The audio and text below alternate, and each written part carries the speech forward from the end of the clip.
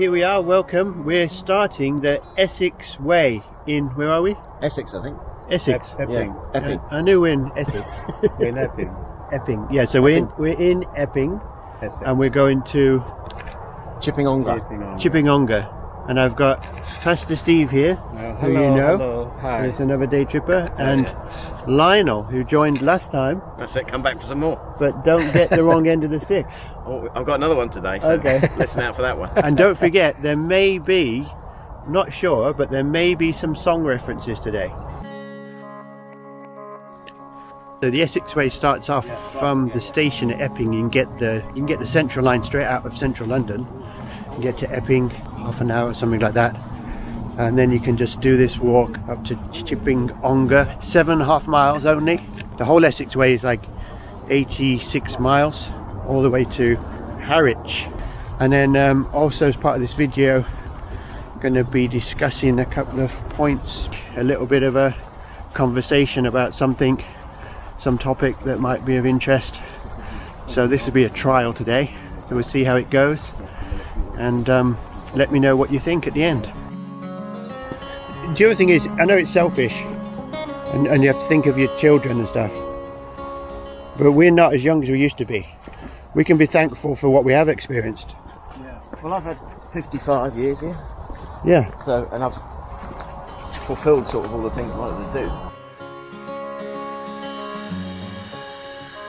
You know, when you get to say 50s? 50s. Yeah, so you get to 50s, and you know, what is there to sort of challenge yourself, and things like you know, maybe your kids have left home now, maybe you've got your house, you've got your job, you know, you've got what you need really. I'm not saying we're loaded, but you sort of, you know, you've got the basics. And so the question is, you know, what is there? Is there more to life? I mean, how do you get motivated for things? What do you think, Lionel? That's a big question, isn't it?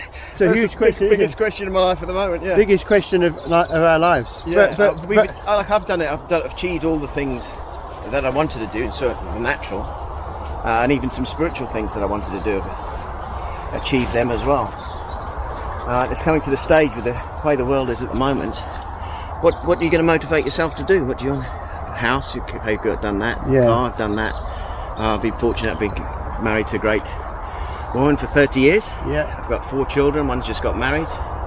So I've seen that and done all them things. But what is the, now I'm thinking, well, what do I get stuck into now? Because if you've achieved certain goals in your life, what's left? Well, I think, what do you think, Steve? Do you think you become a day tripper? Just explore life, because it has a lot to offer. Life has got a lot to offer. Yeah. Really, there is no such word as retirement, really, because retirement is a word that sets you to, slows your brain down.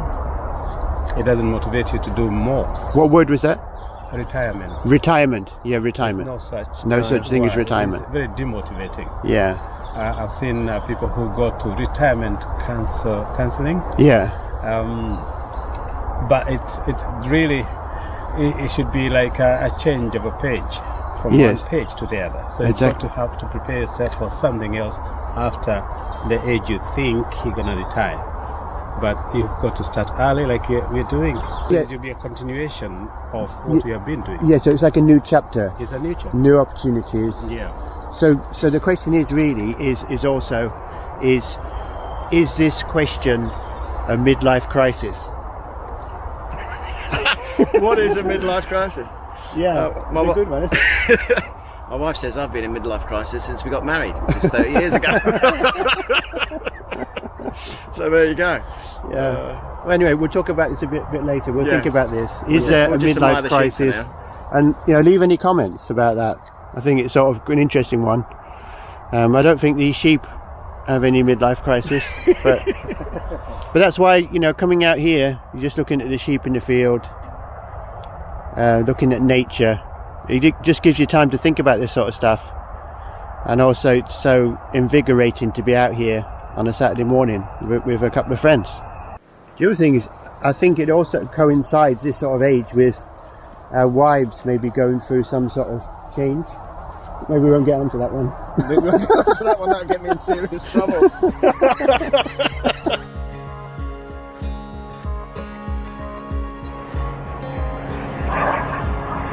I don't know if that's a tornado. Is that the M11? We're quite close to M11, I think. Yeah. M11. It's amazing how the countryside is so close to everything. Yeah, but you can see it's just beautiful view. We've got a lot of woodland here. We're going to go into this woodland now. I hope we don't get lost in the woodland, because that's what... Are we going into the woods today? Yeah. Here we have a bit of bushcraft territory now. Whoop! It's a different environment, and it almost becomes like mystical. It does, isn't it? And it's like, I feel like I'm in a J.R. Tolkien novel with friends, not paying any attention to where you're going. At all. And then before you know it, you're lost in the woodland. That's it. On these walks, I think we think about, reminds us of our younger days. Like Lionel's just remembered something. Yeah, when I went hitchhiking around in Europe, and thinking about, there's a lot of emphasis on stealth camps now, and people are interested in stealth camps. And that's what I was doing all over Europe. Started from Jersey, went over on the boat to St Malo, and then my first stealth camp was in a camping site that was closed down, and I slept inside a toilet cubicle, and there was a rustling, and I thought it was rats running around all the time, but it's probably the wind just catching the leaves inside there. Falling asleep, absolutely petrified. And then I eventually got to Gibraltar, because I'd signed up for the British Army, and I'd hurt a bone in my foot, and they said, oh, you can get to see some doctors in Gibraltar. So I went on the ferry, because the gates were closed, you couldn't just walk across through to Gibraltar. And I went on the ferry, and then I found a military camp where they had showers and toilets facilities, and I just camped on the side of the hill. Brilliant. What, on the side of the rock? Yeah, on the side of the rock. On the rock of Gibraltar? In Gibraltar. I love the rock of Gibraltar. So when all the soldiers had done their bits and bobs in there, I would go in there and have a nice hot shower.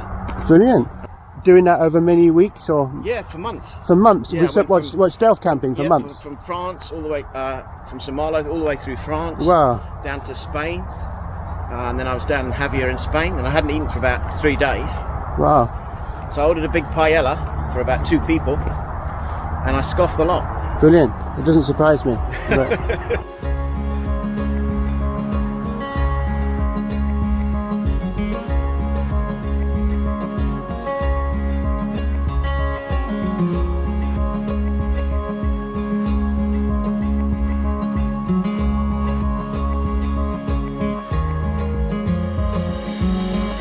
do a little bit more on the midlife crisis idea.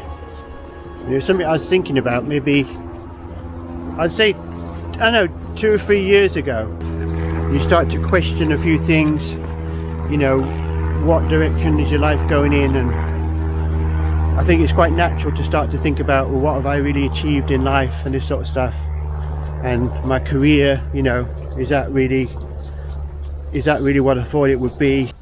Whether you're successful and all this sort of stuff, or is this it? All these sorts of questions. Is there, you know, is there more to life? Things like that. And I'm not saying it was a huge thing, but I just, in the back of my mind, I sort of had those questions. And then it's sort of, you can sense occasionally it sort of brings you down a little bit. But then, especially now doing what I'm doing now with this you know, day tripper, and you know, got things that are different from the mundane 9 to 5 busy work life, it sort of helped me just to look forward to new things, really. I think that's the thing, is having things to look forward to, learning new things, that sort of thing, meeting new people. You know, 'cause that's another thing, isn't it? You tend to have the same friends, but there's lots of ways you can meet new people, even like through things like the outdoor community on YouTube, for example, which has been amazing. And then it just gives you a bit more, I know, a spring in your step, you know, because you know what you're doing. And then I think I feel more sort of at peace with like life and where I am in life. Obviously there's good days and bad days, but I think I've come out the other side of the midlife crisis, Lionel. Well, that's good. Yeah, I think so. You know, I it's feel, a journey. Yeah, I feel happier, but there's always new things you can try. You know, if you're in that place, if you're feeling like you're at a dead end, or feeling things haven't worked out, I've always remember this one phrase that I heard, that, you know, it's a phrase in the Bible, you know, it says that it came to pass, you know, like the storm came to pass, or but what it means basically is, you know, things happen in life, but then it always passes by in the end if you just sort of hang in there. So I want to encourage you with that thought. So whatever you're going through, it will pass if you just hang in there and just start doing a few things that are positive each day, you know, build in some habits that will make tomorrow better. And I think if you're consistent with something, you will succeed. I'll be with you. So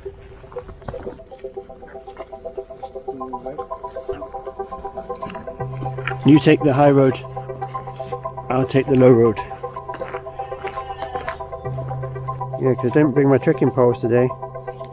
But don't worry, Pastor Steve's leading the way. It's not too bad, is it? Well, we'll wait and see. It's slippy, but there we go. So we're coming up soon to a wooden church. So that will be our little break, and it is the oldest surviving wooden church apparently. It's a long, long, windy road. Here it comes, Pastor Steve in third place. Are you still doing your 5 kilometers a day? 10. 10 kilometers a day? Well, with your friend. And you still keep it going 10 kilometers a day? Yeah. That's amazing. It's the same route. I don't Wow. stand, stop or anything.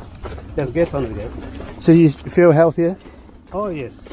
I used to pant a lot, but now I can climb a hill and not feel anything. And you increase your lung capacity? My lung capacity, my stamina, my muscles used to ache a lot, Yeah. and I used to bother my missus with massages and all. But now I'm good. Oh, that's brilliant. Yeah. So good and so consistent. I don't think I would be that consistent to do 10 kilometers a day, because it must take 3 hours or 2 hours, 2 or 3 hours. I think what I've discovered is the strength of will. Yeah. Your willpower. Yeah. If you put your mind to it, just do it. Yeah. If you don't, then you will do it 2-3 days, get fed up with it, and then sit up, watch TV, Yeah. and you're back to your old habits. So what time do you go? As soon as I finish work, 5 Okay. 5 o'clock, So then before dinner you go out and do it? before dinner. I think that's a really good time, because you can then disconnect from your work Yeah, and you sort of get the circulation going, yeah, and and you can rest better in the evening. yeah, at the same time, it's just a time of reflection. That time, Wow. you kind of think through the day, think through tomorrow, think Yeah. about yourself, your family. I think I get my best ideas when I'm walking Yeah, or cycling or just doing something outdoors, yeah, and you can sort of make sense of it all, if that's possible. yeah. Well, that's a real testimony, isn't it, really? So I encourage you, try and do a bit of walking each day, like Pastor Steve. It doesn't have to be 10 kilometers, maybe it's just 1 kilometer or half a kilometer or just 10 minutes, whatever you can do to start with. But I think, as Pastor Steve said, if you can set the habit, Yeah, you just go whatever, then you see results because you're consistent.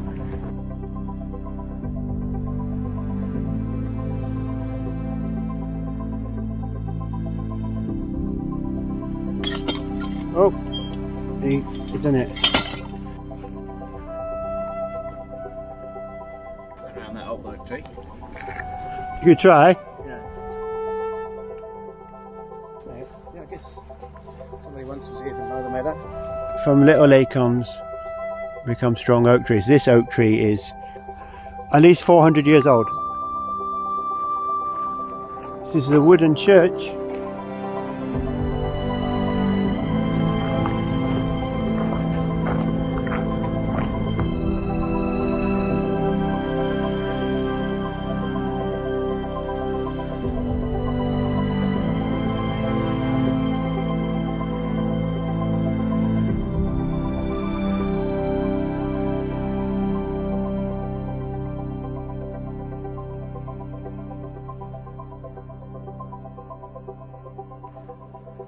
This is the last remaining wooden church of the early Saxon period.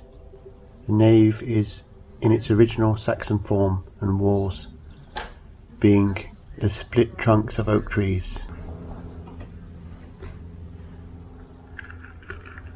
So approaching Chipping Ongar now, the end of this first stage of the Essex Way walk. Been a lovely morning. You come out right by Sainsbury's and there's a car park. There's a long stay and a short stay, £1 all day on Saturdays and Sundays. So that's the first part of the Essex Way done. Thanks for joining this one. Nice morning walk with good company. So we will see you next time, and it's a goodbye from Pastor Steve and Lionel. 4.5 hour walk. So you must try this one, and we'll see you next time.